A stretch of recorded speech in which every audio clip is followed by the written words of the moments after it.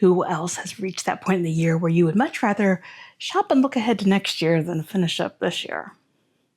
In our homeschool, we finish in beginning of May usually, and so March is really almost done with it. And I thought this year it might be better because we're going later. It's not.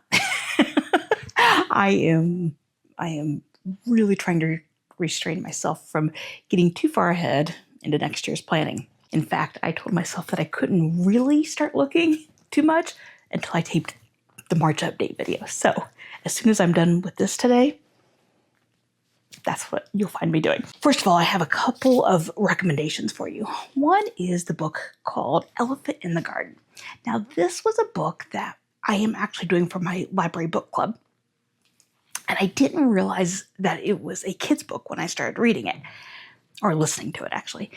But then something made me think, I wonder. And so I looked it up, and yes, it is. And when I got done, I was like, I wonder if this was inspired by a true story.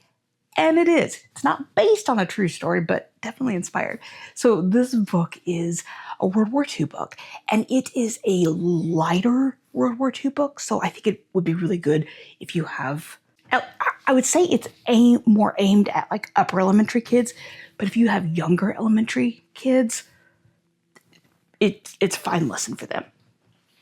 So anyway, the book itself is about the plot. A family is evacuating out of Dresden when they were being invaded or being bombed, and the mother was a caretaker at the zoo, and she brought the elephant along with them on their journey westward. It's a shorter book. I think audiobook was about 4 hours, so definitely on the shorter side. It was such a good read. I was just delighted by it. And so then I did go looking to find out what the true story was, and I won't spoil it for anyone, but if you search for Sheila the Elephant BBC, you'll find stories about it. So that is my first recommendation to you. Another recommendation to two more are a couple shows on Netflix. One is called The Twister, and it was a documentary about the Joplin, Missouri. Matthew asked me a couple of weeks ago why the Joplin, Missouri tornado was so famous. He was only one when it happened, so of course he doesn't remember anything about it. But that inspired us to go looking for something about it. We watched that. It was really good. The other recommendation on Netflix is called Spelling the Dream. And this one I would say is appropriate for a wider range. The Joplin one, I mean, it's tornado and it's heavy and deaths and all of that. So I would be judicious about it for most younger kids, but upper elementary and up, fine. Spelling the Dream, much wider range. And it is about the spelling bee. It follows 4 different families as they prepare for it. Just interesting to watch how you prepare for national spelling bees, but also how other families handle academics and dreams and goals and all of that. Yeah, it was a good show. But before I get into my boys, I thought I would give you a little update about Elizabeth. If you are newer here, I do have a daughter. I don't talk about her very often, but she's in college. And in fact, she's getting ready to graduate. She's graduating in 3 years because she came into college with some dual enrollment credits, which helped. She also, she did a really good job of like finding classes that would meet multiple requirements. So she's graduating early. In fact, she could have graduated at 2.5 years according to her major requirements. But to get her actual degree, she didn't have enough credits. She was like 8 credits short or something. So she's in her last semester. She'll graduate in May. She is graduating with a degree in psychology and then is already accepted into grad school for social work. And she hopes to work somewhere within the medical field for it. Friends, I can't even tell you what it feels like to be watching your kiddo graduate, like college. high school was really emotional for me in a different way. Like, there's a lot of excitement for her, but also that sadness of that step of going away to school. And she went to school about 9 hours away. Now it's different. Like, I mean, there's still some sadness that she's growing up, but it's pretty exciting watching them. It's good. College has been so good for her. It's really forced her, not only academically, but being 9 hours away, she really had to take on a lot of adulting that if she were closer to home, her dad and I could have done more of with her. So there's that, navigating several health diagnoses that came about while she was in college, putting herself out there. And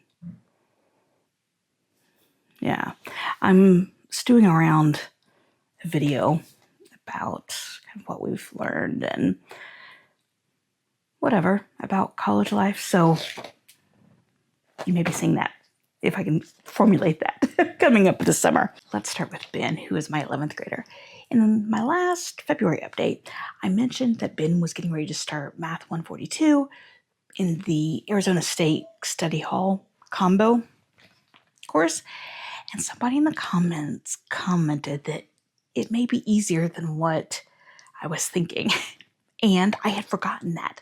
When we had originally looked, I had eliminated this class because I thought it would be too easy. And then I forgot and offered it to him.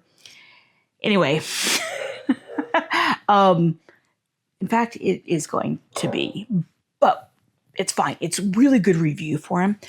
When the system uses videos from Crash Course style with the Alex math system, and this is one I've heard about numerous times, but I'd never used it. I didn't know anything about it. Something that I liked about Alex is that it gives you a pretest, and what you've mastered, you don't have to repeat. For kids who doing assignments on things they've already done and they know how to do, a lot of kids, that is infuriating to them. For me, I always liked it because I just felt so smart that I could whip through an assignment.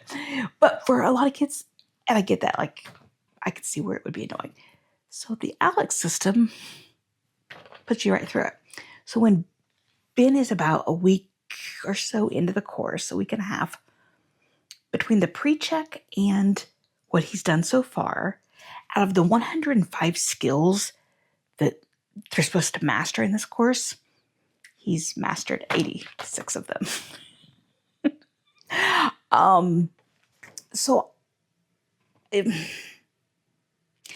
Yes, it is going to be easier than what I expected. For his writing, we use Write at Home for him. And I logged in yesterday to check updates on it. Since it's someone else gives him all the feedback on classes, I don't have anything really to do, but I do like to log in every week or two and see any comments that she's left or such. And I noticed that he has done all of the new writing assignments for the year. So that was fun. The way Write at Home works is that they're always working on 2 writing assignments. So they'll have a writing assignment and then they'll be working on revision process. They submit it once and then 2 more times, with the 3rd time being the final one. So it was kind of fun to see that he's down to just revisions left for the school year. Yeah, I was excited for him for that. Physics, we are done with Guest Hello Physics. I put up a video a week or 2 ago about it. So if you want to know more about our thoughts on it and how it compares to chemistry in the kitchen and Guest Hello Botany, check it out. And yeah, go check it out. Overall, Cliff Note version is, it was good. It was fine. Not our favorite, but it was fine.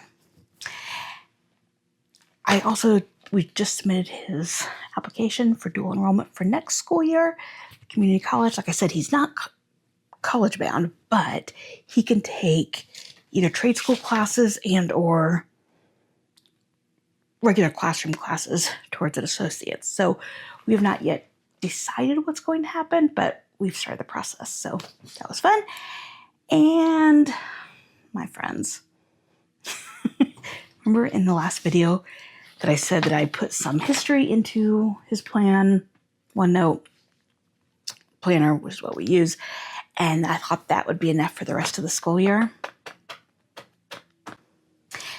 And do you remember last year I posted about him completing 80% of this year's history textbook last April?